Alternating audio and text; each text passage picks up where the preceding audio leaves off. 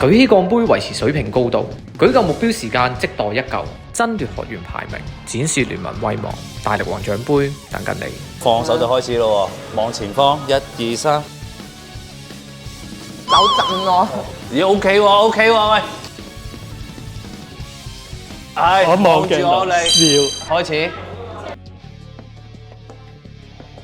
集中，哇，好震啊！唔使震，放鬆，放鬆，放鬆，放鬆，放鬆。開始，好。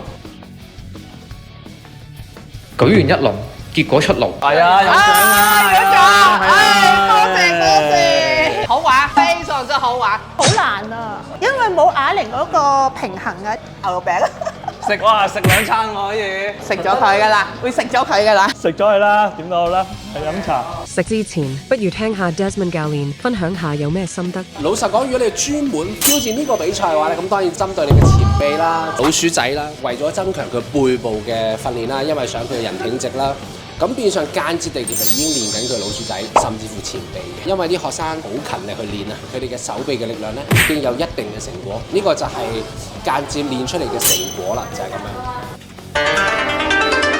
第一屆學生挑戰圓滿結束，男子組仍然由元朗嘅林山由頭帶到尾，勇奪第一名。第二名係屯門分店以些微分差奪得銀獎嘅 Billy， 第三名係銅鑼灣分店嘅 Ivan。女子組方面，旺角分店嘅 Mandy 同埋 Monica 分別奪得第一同埋第三名，而第二名係由黃埔分店嘅 Edith 奪得。恭喜以上得獎者，稍後會有專人送上大力王獎杯。